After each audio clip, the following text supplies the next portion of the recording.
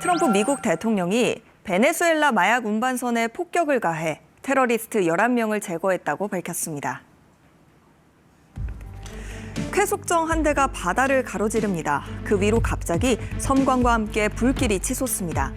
트럼프 미국 대통령이 자신의 소셜미디어에 올린 영상인데요. 해당 영상과 함께 오늘 아침 나의 명령으로 미군들은 남부사령부 관할 지역에서 트렌데 아라과 마약 테러 분자들에게 공격을 가했다고 적었습니다. 트럼프 대통령은 트렌데 아라과가 마두로 베네수엘라 대통령 통제 아래 운영되는 테러 단체라며 미국과 서반구 전역에서 대량 살인과 마약 밀매, 성매매 같은 범죄를 저지르고 있다고 비난했습니다. 그러면서 이번 일이 미국으로 마약 반입을 생각하는 모든 사람에게 경고가 되길 바란다고 덧붙였습니다. 마코 루비오 국무장관도 마약 운반선 공격은 또 있을 수 있다고 거들었습니다. We're not going to sit back anymore and watch these people sail up and down the Caribbean like a cruise ship. It's not going to happen. It's not going to happen anymore. 미국 MBC 뉴스는 실제 이 선박에 11명이 탑승하고 있었는지, 선박 내부에 대량의 마약이 숨겨져 있었는지는 확인되지 않는다고 보도했습니다. 베네수엘라는 트럼프 대통령이 공개한 영상이 AI로 만든 가짜일 가능성이 있다고도 반박했습니다. 바다를 항해하는 쾌속정 위로 갑자기 밝은 섬광이 번쩍이는 모습이 담겨 있습니다. 이후 쾌속정은 불길에 휩싸입니다. 트럼프 대통령은 지난 2일 베네수엘라 마약 운반선을 폭격해 테러리스트 11명을 제거했다고 밝혔습니다. 이번엔 트럼프 대통령이 베네수엘라 영토 내 마약 카르텔을 직접 타격하는 방안까지 고려 중이라고 CNN이 보도했습니다. 미국은 카리브해에 핵 추진 고속 공격 잠수함 한정을 비롯해 7척의 군함을 파견했고 베네수엘라와 인접한 푸에르토리코에 조만간 F-35 전투기 10대를 배치해 마약 카르텔에 대한 작전을 수행할 것으로 전해졌습니다. 또한 이 지역에 주둔 중인 미군 4,500명은 베네수엘라 인근 푸에르토리코에서 수륙 양용 훈련과 비행 작전을 수행하기도 했습니다. 미국은 마두로 대통령을 베네수엘라 마약 카르텔의 배후로 규정하고 5천만 달러, 약 692억 원의 현상금을 걸었습니다. 트럼프 대통령은 베네수엘라의 정권 교체를 바라는지 묻자 즉답을 피하면서도 이렇게 답했습니다. Would you like to see regime change in Venezuela? Well, we're not talking about that, but we are talking about the fact that you had an election which was a very strange election. 베네수엘라 공격 여부에 대해 의도적으로 모호성을 유지하고 있지만 실제로는 공격 가능성을 열어놓았다는 게 현지 언론의 분석입니다. 마두로 대통령은 미국이 밝힌 내용은 전혀 사실이 아니라며 피비린내 나는 겁박에 굴복하지 않겠다는 입장을 밝혔습니다. 그러면서도 트럼프 대통령을 존중하며 남미에서의 군사적 충돌과 폭력은 정당화될 수 없고 대화하고 소통할 의지가 있다고 밝혔습니다. KBS 뉴스 김시원입니다. 미국이 마약 밀매 조직을 소탕하겠다면서 최근 베네수엘라 앞바다에 이지스함과 수천 명의 병력을 투입했습니다. 베네수엘라도 항전하겠다는 의지를 드러내며 긴장이 감돌고 있습니다. 한국외대 국제지역대학원 개관 교수인 손혜연 박사와 월드이슈에서 자세히 알아보겠습니다. 양국 간 긴장이 고조되고 있는데 트럼프 대통령이 관련 영상까지 올렸죠?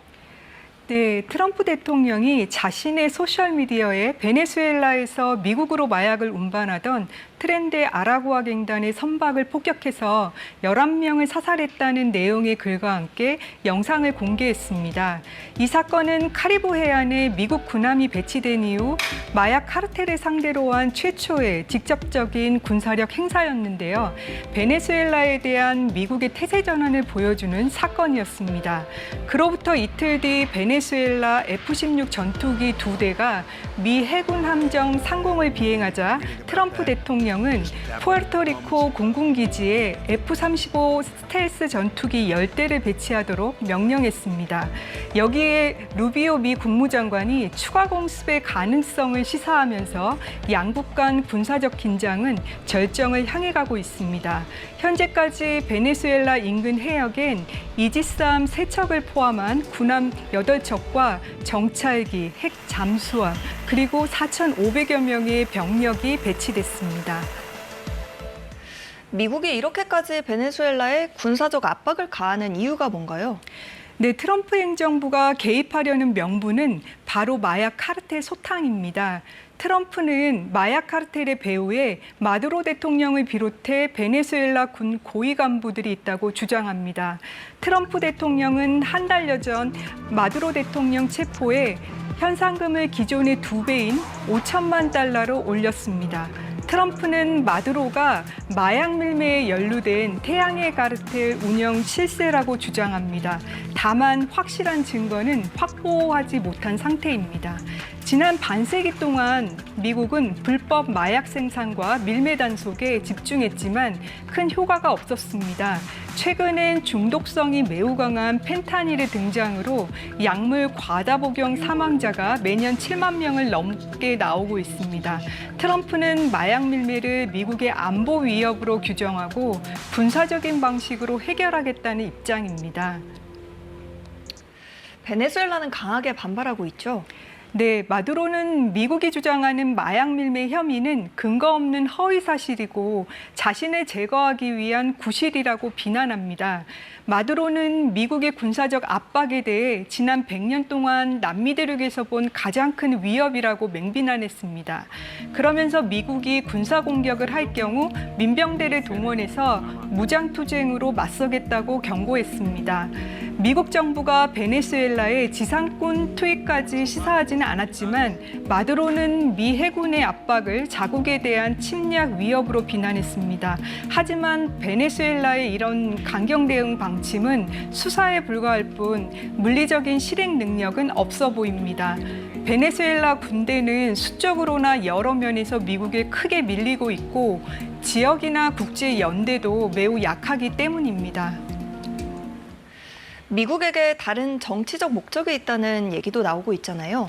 네, 일단 베네수엘라는 제1의 코카인과 펜타닐 생산국도 아니고 가장 큰 밀수 경로라고 하기에는 다소 무리가 있습니다.